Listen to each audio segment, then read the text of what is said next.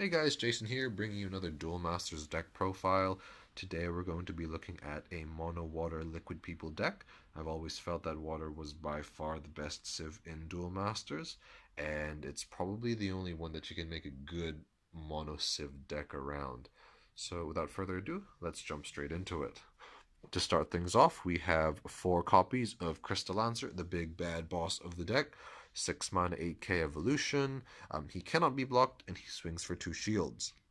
He's great for finishing games because he can't be blocked, and he's also good for running over other boss cards like Bolmedius, Cryptic Totem, Twin Cannon, just an overall good card. I feel like when they were designing the Evo Crushinator set, they might have made a mistake by giving this guy uncommon and giving Crystal Paladin super rare, but in either case, I'm just glad that we got him as an uncommon, since that makes him fairly easy to get. Now, the other evolution he is accompanied by is Crystal Spinslicer. 2 mana, 5k evolution. He has blocker, but, we mainly like him because he's basically Liquid People's version of Bark Whip. Quite a rare card, since he came out in Shockwaves. I only have the one English copy, but there he is. And yeah, just a very good card for applying the pressure. The main reason that these guys are exceptional in this deck is because we have Aqua Guard, 1 mana 2k liquid people. His main purpose really is to evolve, and once he does, it can be quite a scary thing to deal with. A great surprise factor is actually having Aqua Guard and Crystal Lancer in your hand in late game, since you basically have a 7 mana 8k speed attacker that cannot be blocked on your hands. Another reason why Aqua Guard is really good is because if you can start the game with him and Spinslicer, then it can just be very difficult to deal with, because turn 1 you play Aqua Guard, turn 2 you play Spinslicer, and then you start swinging. And unless you break into an unconditional removal card like Terror Pit or Natural Snare, your opponent basically has no answer until turn 5 or 6, and at that point it may be too late. The other liquid people we have are 4 copies of Aqua Hulcus, 3 mana 2k. When you play him, draw a card, probably the best water card there is, I would say. And then we also have 4 copies of Aqua Surfer. So the main reason he's good is because he's a shield trigger, and he has a great effect. So basically, once he hits the field, you can bounce any creature, yours or your opponent. And yeah. So that's basically all there is to it. He's great early game because if he's broken early game, then you can bounce your opponent's creature and you can probably trade with whatever broke him in the first place. So you get great field advantage there.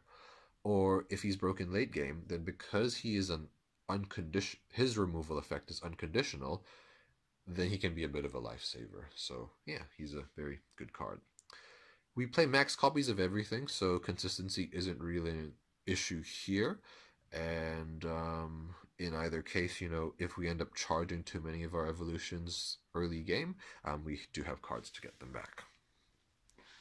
So moving on, we have another line of creatures which you may be familiar with.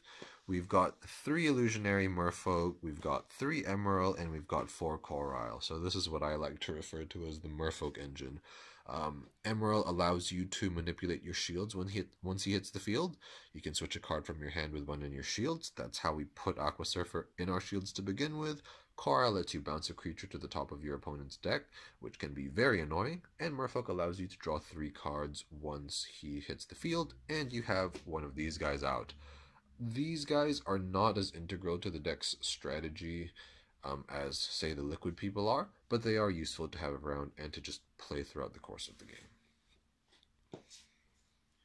Another great creature we have in the deck is Angler Cluster, 3 mana 3k blocker, and that can attack. Now at first glance that's like, wow, this is a terrible card, why don't you play Phantom Fish? Well, the reason for that is because his effect gives him an additional 3k power while all the cards in your mana zone are water. And because all of the cards in our deck are water, then that means he is always at 6k power. So 3 mana 6k, a very efficient blocker to have. An alternative you could also I guess an alternative route that you could take with the deck is you could maybe replace these angler clusters with 4 6-mana shield trigger spells. So that could be, say, 4 Terrapits or 4 Natural Snares if you don't have Terrapit, or even 4 Holy Awe. Basically, those are just good removal cards to have around, especially because they're shield triggers and they kind of will interfere with Angler Cluster, really, because if you randomly play 4 Terrapits and you end up charging one, then Angler Cluster gets powered down and he kind of loses his appeal. So that's one route that you could take, but I haven't taken that route since that kind of defeats the purpose of having a mono water tech. The other blocker we have is Thrash Crawler. 4 mana 5k. Once he hits the field, put a card in your mana zone into your hand. So he is one of the cards that we can use to recover our evolutions that we charge early. Or alternatively, we have Flood Valve, which is the spell version. It's a shield trigger and it costs 2 mana less. Personally, I feel like playing 2 Flood Valves instead of the 1-1 split may actually be better, since a lot of the cards in this deck are low cost, which means if you play Flood Valve, there's a good chance that you could actually play whatever it is you got back on the same turn, rather than having to wait with Thrash Crawler. But I haven't made the change quite yet, but that is something I am heavily considering. So moving on to the spell section of the deck, we have 4 Brain Serum. Now, I know what you're probably thinking. Energy Stream is objectively a better card than Brain Serum, and that is something that I agree with. But I think Brain Serum does warrant a spot in this deck, because for one, we are a bit light on the shield triggers, and another reason is that we don't really need to play Energy Stream on turn 3. We have a lot of good plays for turn 3. For example, we have Aqua Hulcus, which draws us a card. We have Angler Cluster, which protects our shields. And we also have the Aqua Guard into Spinslicer combo, which is 3 mana. So on turn 3, you aren't going to be saying like, oh, I wish I had an Energy Stream. But we could actually just wait a turn, since we don't have any other 4 mana cards anyway for Brain Serum, and it helps increase the shield trigger count. So in general, Energy Stream is a better card, but in this particular deck, I feel like Brain Serum does work. Now, speaking of shield triggers, we also have 4 Spiral Gate, 2 mana, bounce anything.